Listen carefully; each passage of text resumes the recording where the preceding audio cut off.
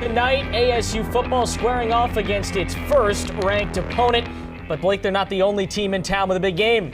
That's right, Sun Devil Hockey has its home opener against Michigan right across the street. It's going on right now. We'll take you live to Mullet. And the teacup on the hard court, the high-flying Devils up against their kitty rivals. We've got highlights and a breakdown next on a prime-time CSL.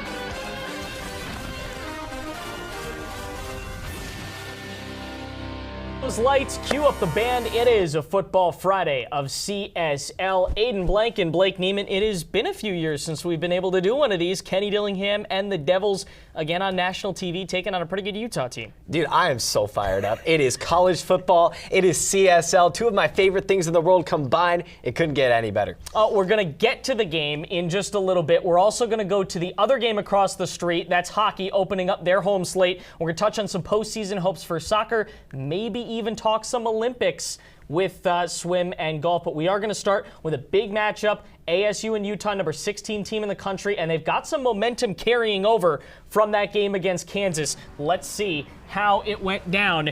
This was a pretty good game. Kansas still looking for their first FBS win of the season, coming in 1-4. Xavier Guillory trying to bring him to 1-5. 28-yard touchdown run. He was counteracted by Jalen Daniels. A lot of doubt coming into this game around his strength at the quarterback position. He rushes there, he throws here, hits Quentin Skinner for 30 yards. That's a big touchdown, and Kansas would get some help. Ian Hershey coming for the lead, and it's blocked at the line of scrimmage.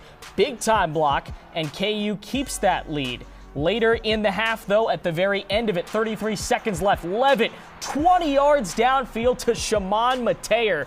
26 seconds left when he reaches the end zone. Good game at the break. Jalen Daniels over the middle, looking for Skinner, no, but there was targeting on Keyshawn Elliott, one of two defenders from ASU ejected in the game. Levitt throwing over the middle. That's an interception. Devin Dye takes it. Jordan Tyson fumbles it. And Arizona State turns it over, but they're going to get it right back here. Clayton Smith, there you go. Only needed to just lightly touch him. And down goes Daniels. Here's Cam Scadaboo on a direct snap. Fourth quarter was back and forth and back and forth. It was truly just an all-out brawl. Devin Neal right down the right side. The real deal, Devin Neal, for 31 yards. But, of course, we got to go back and forth. Here's Jordan Tyson for 15 yards. There was unsportsmanlike conduct on that play as well. A couple of big penalties really hurt Kansas at the end of the first half and end of the second. This is Skinner, 34 yards to the end zone. Kansas comes back and takes the lead. But, my goodness, you never bet against Sam Levitt and this Arizona State offense. 3-yard touchdown to Jordan Tyson. That's the winner. Just a few seconds remaining in the game, and Arizona State wins. This was a signature win for CKD. Kansas now 1-5 in the regular season play. Here's CKD after the win. 3-0 at home, which is awesome, and it's a great start, and it's a lot to the fan base. So, I'm glad and I'm proud of the fan base for how they've shown up so far this year. And we got a big one on Friday night. So cancel your plans, right, and get back. Big matchup on tap tonight between Arizona State and Utah, first-ranked opponent for ASU this season. But before we get to that, let's take a look on how the Sun Devils have got here. And that, we welcome in WCSN football reporter Devin Henderson. And Devin, ASU, first Big 12 win in program history at home versus Kansas. The young quarterback Sam Levitt leading the game-winning drive. What did the Sun Devils show fans Saturday night? Well, they showed that run game is really dominant. Let me give you some stats here. Cam Scadaboo, 25 carries, 182 yards, 7.3 yards per carry. Sam Levitt, 10 carries, 77 yards, 7.7 a carry. Pay attention to that yards per carry number. Malik Brown, 7 carries, 41 yards, 5.9 yards per carry. That's a first down every other time ASU's 3 leading rushers touch the ball. That's sustainable football. That's winning football. That is how you win football at this level. That O-line was getting pushed like crazy. And yeah, it takes the pressure off of Sam Levitt. He's able to sit in that pocket, all comfy, all cozy, play off the play action, get into his 3-step drops, and do a whole bunch of good things. He threw 4 touchdowns this game, and everyone wants to talk about that game winner to Jordan Tyson, but I want to talk about his first touchdown throw of the game. It was a play action throw, a little 3-step drop, and a beautiful 30-yard ball down the sideline to Xavier Guillory, perfectly placed on his outside shoulder. That's textbook. That's what you want to see from your quarterback, and everything comes off of this running game. They only have one game this year where they've had less than 100 yards. Can you guess which one that is? Yeah, it's that one loss to Texas Tech, 93 rushing yards in that game. So when this running game is going, this can be a really good football team. First win in a new conference, the vibes were up, the place was popping. Oh, yeah. And for more on the scenes inside Mountain America Stadium, we welcome in WCSN football reporter Aiden O'Neill. And Aiden's sold-out crowd on Saturday, family weekend. I mean, this team hadn't been home in nearly a month, and they certainly got a warm welcome back. Yeah, Blake, the vibes have been outstanding here in Tempe. A packed house against Kansas for family weekend, like you said. In order to ensure that all the students stuck around for the whole time, Kenny Dillingham said Chick-fil-A for everybody, and the students delivered. As far as the heat goes on the field, tied for the hottest temperature at kickoff in school history at 107 degrees. You have to look back to 2013 when they hosted the Sacramento State Hornets for the last time it was that hot here at Mountain America. Yeah, and I wanted to add to that, give you a specific number, 54,639. That's how many people were in Mountain America Stadium to watch ASU play that big game against Kansas. Nearly 102% capacity. It was sold out. And you know what? That's exactly what Kenny Dillingham said he was going to do when he took this job a year and a half ago. He said he's going to reignite the Valley. He's going to get people in those seats, and that's exactly what he's done. You talk about the blue blood programs of college football, Georgia and Alabama. When it's Saturday game day in Tuscaloosa and Athens, Georgia, the whole city shuts down. You can't even get a hot dog if you wanted to because everybody's at the game. Now in Phoenix, a bigger city, it's going to be a little bit more difficult, but Kenny Dillingham in his Monday presser said, when you live in one of the largest cities in the country, you don't have to hit 50% of the people in the city. You don't have to be an ASU fan to activate the Valley. We need 10% of the city to be an ASU fan, and this will be one of the craziest environments in sport. This team has become a talking point within the city. People want to go watch this team. They're going to say, hey, did you see the game? Were you there? And you talk about this Friday night. A game against a ranked opponent, one of the best in the country. Everyone's going to be watching. There's no other games. It's Friday. All the games are tomorrow, so all eyes will be on this game. Kenny Dillingham said every recruit in the country is going to be watching this game, so we're going to see. It should be a good environment. Friday night football in prime time. It's certainly going to be exciting, going to be a great atmosphere again. And ASU plus blackouts, it's usually equaled upsets, although, Aiden, it's not a true blackout, is it? That's absolutely right, Blake. Not a traditional blackout. They're actually wearing maroon tonight as the black uniform is not ready. Athletic Director Graham Rossini said they prioritized the gold and couldn't get the black uniform ready on the back end. But you talked about that history. When they wear black at Mountain America, upsets galore. They upset number 5 Washington in 2017, upset number 15 Michigan State in 2018, and now another ranked opponent coming to the Valley with ASU looking to wreak havoc. Thanks so much for stopping by, Aiden. Stay cool out in that October heat.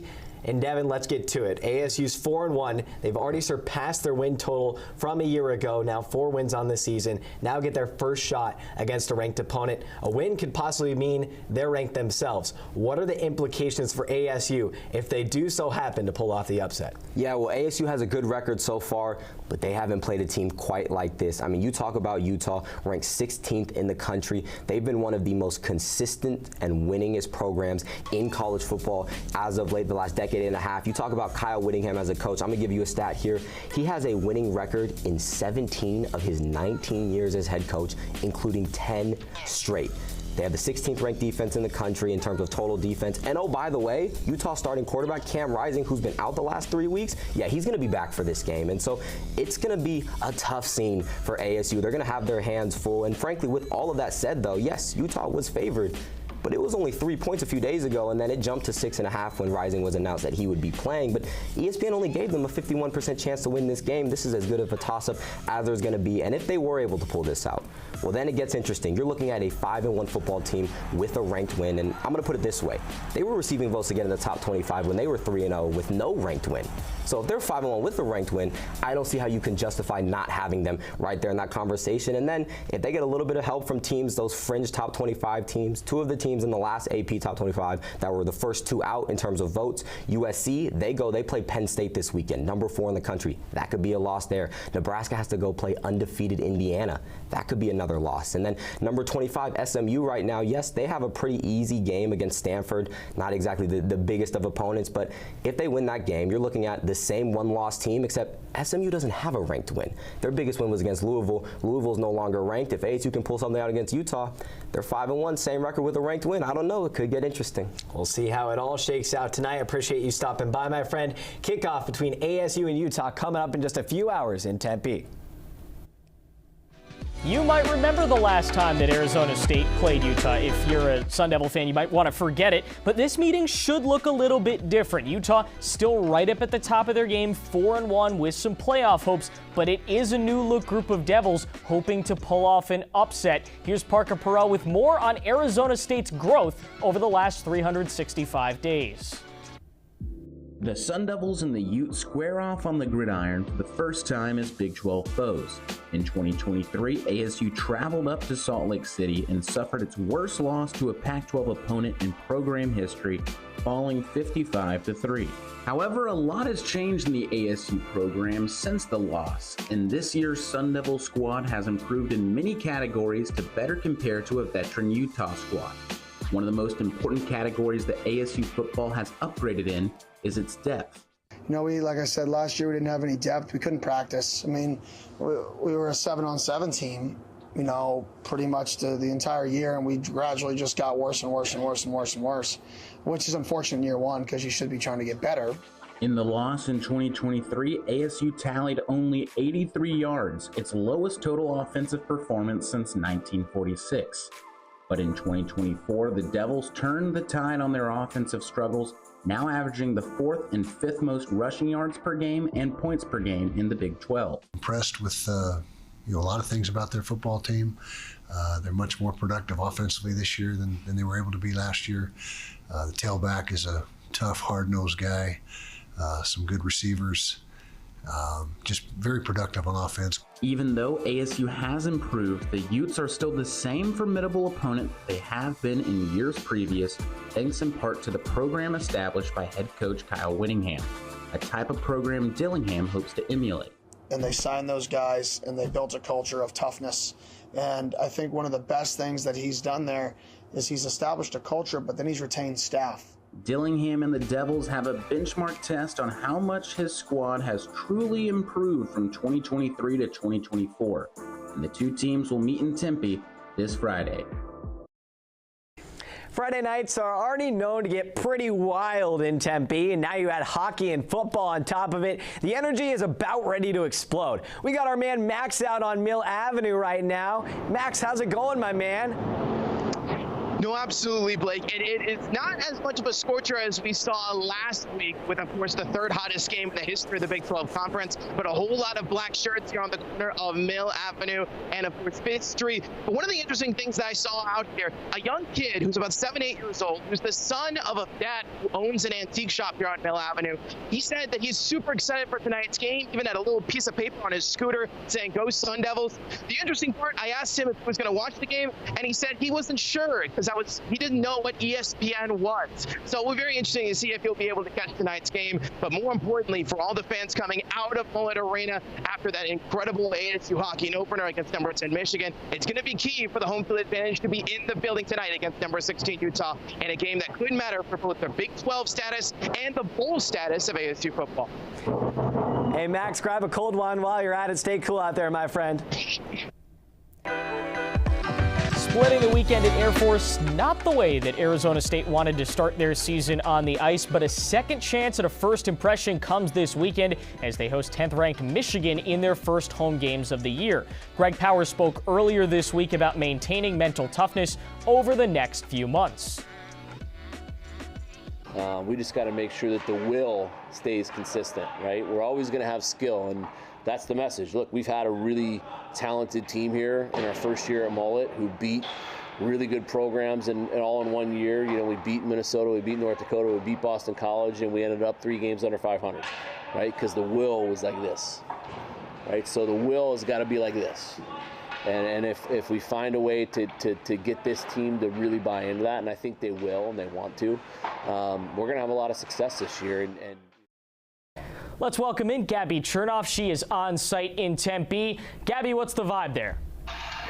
Well, let me tell you, Aiden, this game was so highly anticipated for a reason. Through just not even 2 full periods, you can really tell the caliber of these two teams. It was a very close contest in that first period. Michigan escaped it 1-0, and then 2 quick goals here in the second period. They're up 3-0 currently, but they're doing a really good job on both sides.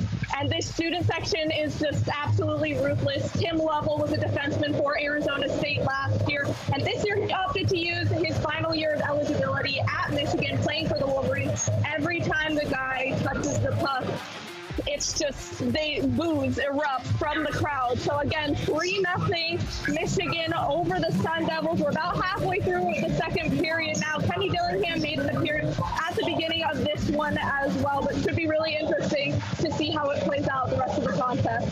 Thanks, guys.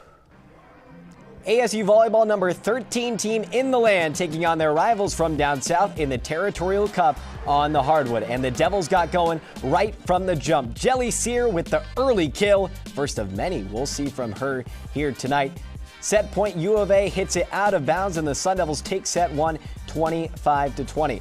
But the Cats did claw back, ended up fighting their way back in set number 2, taking that one 25-23 to set up a pivotal third set, and what a thriller it was. It got the crowd amped up. It got the Arizona State benched up. What is that, a dog? Is it a cat? Well, the Dogs versus the Cats here against ASU. The Devils end up fighting with the Cats here in this one in set number 3. 60 total points in this set. ASU 6 total game set opportunities, but ultimately the Cats kept fighting back, fighting off the Devils until it came into clutch time. Who else? Jelly Sear with the sinking kill, the dagger, in the biggest hit of her career. Career high 23 kills for Jelly on the night, and the Sun Devils would cruise from there, going on to a 3-1 set victory over the Wildcats in front of a crowd, the 4th largest crowd in program history. Here's Crawford McKinstry and Nate Mills after the game.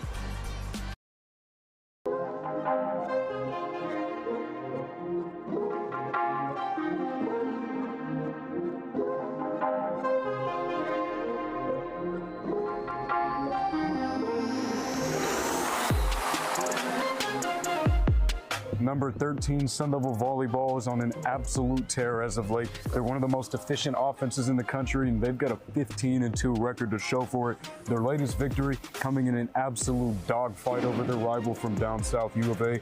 Nate, what did the Sun Devils do well against the Wildcats? Yeah, this was a really exciting one tonight at Desert Financial Arena. 4,600 strong. That's the 4th highest attendance for ASU volleyball in their history. And tonight for the Sun Devils, it was that offense that looked really strong. Highlighted, of course, by Jelly Sear and the career night she had. 23 kills, smashing her previous personal record. And match after match, we've seen the Sun Devils improve and fine-tune the little things, especially after losses. When they fell to Nebraska, they swept their next 5 opponents, and after dropping one to Baylor, they won their next 3 Big 12 matchups. They've cleaned up their passing, and that's allowed them to run their offense more smoothly, and that's why they're top 25 in both kills and assists per set. Head coach J.J. Van Niel stresses the importance of getting it done on the service line and getting it done on the passing. The service errors were pretty high for Arizona State tonight, something we're not used to seeing, but that didn't seem to matter because U of A had some mistakes of their own on the service line that gave the Sun Devils some free points. The passing looked elite for the Sun Devils, though. Argentina Ung with 42 assists on the night, helping her feed that offense. The Sun Devils look to keep up that momentum against the Texas Tech Red Raiders on Saturday, who are undefeated at home. Crawford McKinstry and Nate Mills reporting for Cronkite Sports. Back to you guys at the desk. Being in the Big 12 has brought both benefits and challenges to many of Arizona State's programs. Sun Devil soccer has struggled to stay stable in its new conference, but will look to finish strong, especially with 3 of their final 4 games taking place in Tempe. Dominic Pacella helps paint the picture for ASU.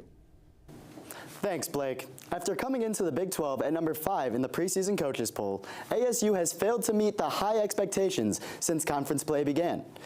The Sun Devils were undefeated going into league play with a record of 5-0-2. But since its hot start, ASU has declined as of late, holding a record of 2-4-1 against Big 12 counterparts. Offensively, the Sun Devils' goals per game average has gone down from 2.7 in non-con games to 1.1 goals per game in Big 12 play. On the defensive side of things, ASU's conference opponents have shot the ball over twice as much as non-conference opponents did, going from 6.5 shots per game to 14. Arizona State's struggles don't necessarily mean a decline in the team's talent, but rather an increase in competition. Looking at RPI rankings, the Sun Devils have faced a more challenging slate in conference play, with their Big 12 opponents having an average RPI of 76 compared to an average RPI of 228 in non-conference opponents. Arizona State itself is 114th in the RPI, seeking to climb higher before the season ends later this month. Guys? Arizona State, not a great last 4 games on the soccer pitch. It has been a rough go of it. They've surrendered 11 goals in that time, and 8 of them have come in the last 2. But still some big games left to play. TCU ranked, and then a couple of teams that they should be able to contend with over the next few games. Let's send it to Jacob Brooks, who has more on the Devils' path to the postseason. Arizona State soccer is only 10th in the Big 12 standings with a 2-4-1 conference record thus far, so it's safe to say the Sun Devils are facing an uphill climb towards a shot at reaching the NCAA tournament. For the Maroon and Gold to reach the big dance this season, there are 4 key things that I think need to be worked on, with the first of those being set pieces. Most notably, in ASU's Big 12 road opener at BYU, the Sun Devils had 8 corner kicks but couldn't find the back of the net on any of them.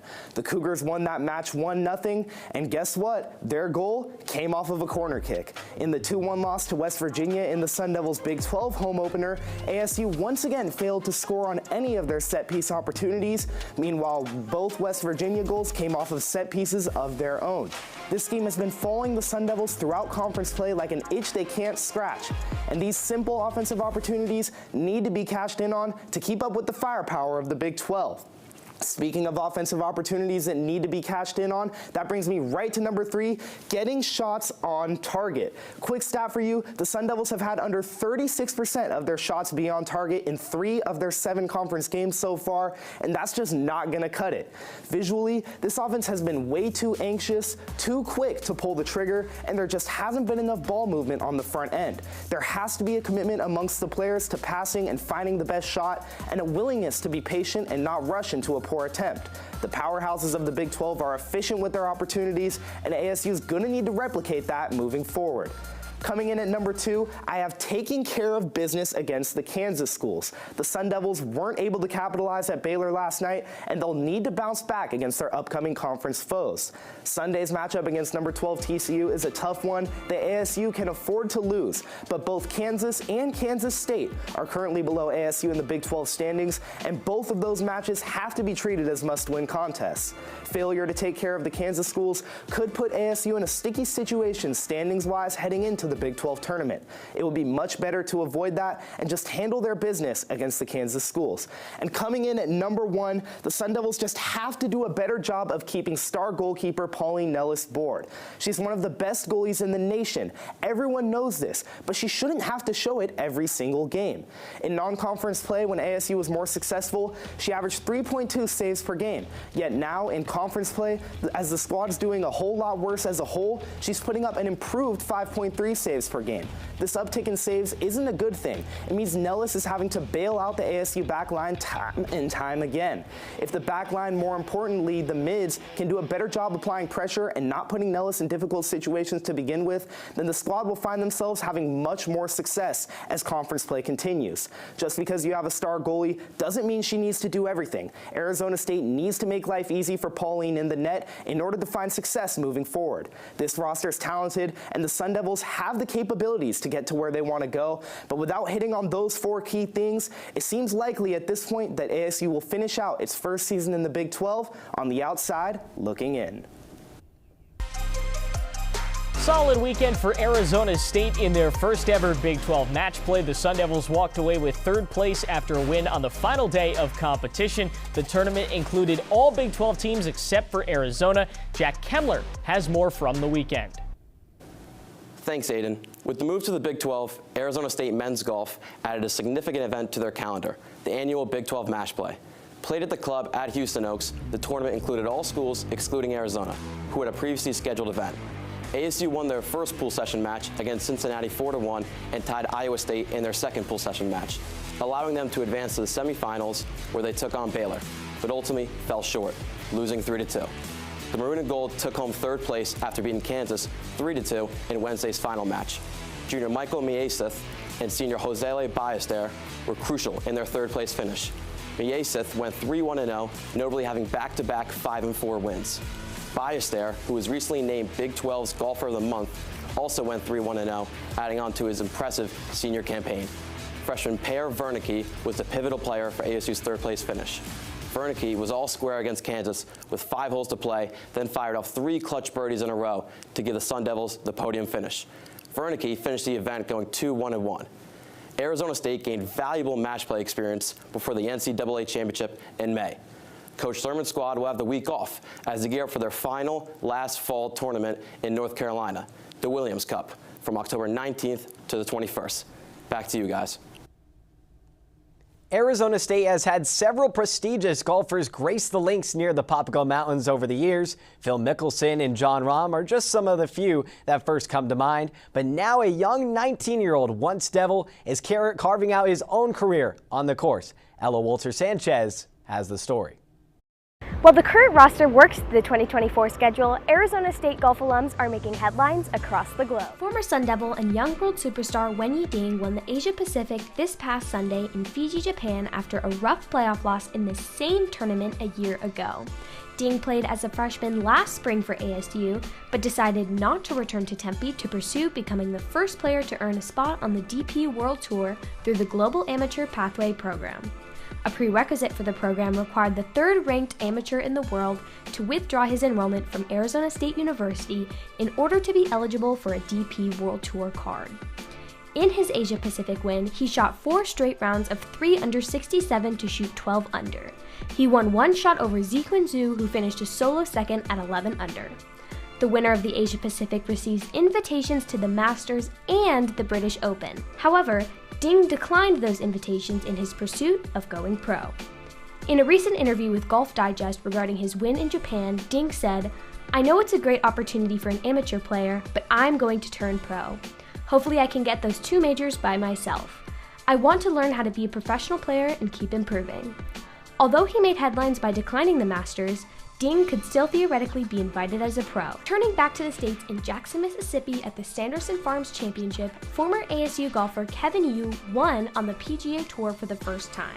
It was his 2nd season on the tour, and he defeated Bo Hostler by sealing the deal with his birdie putt in a playoff. This win gives him playing privileges on the PGA Tour for the next 2 years, as well as invitations to the 2025 Century, Masters, and PGA Championship.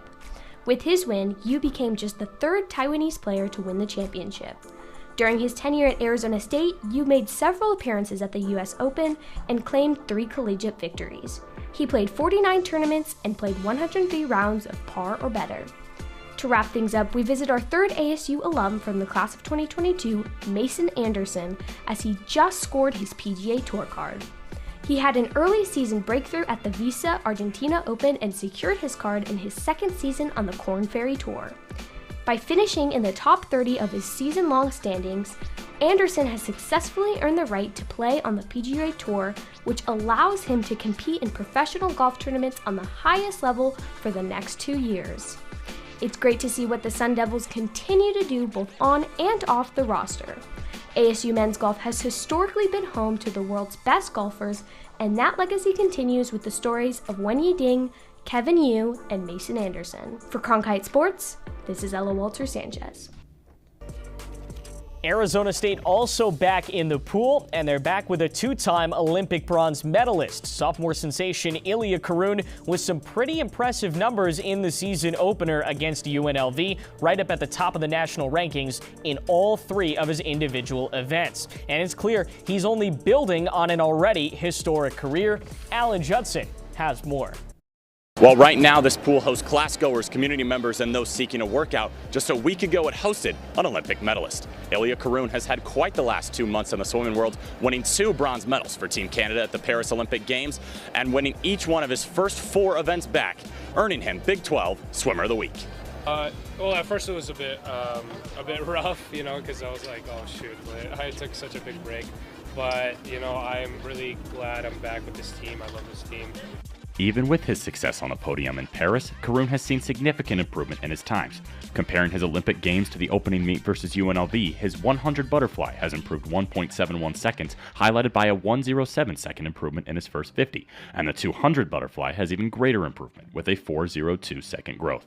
If he swam at these pair of paces in Paris, he would have come home with 2 gleaming gold medals, instead of the brace of beaming bronze badges he boasts. However, when asked about his growth from Paris to now, Karun elected to not focus on his times, and instead, how he has grown in his ability to prepare and live in the moment. I definitely have to make these meets, of course they're serious, but maybe a little bit less serious, because I was extremely nervous for no reason for my very first relay back.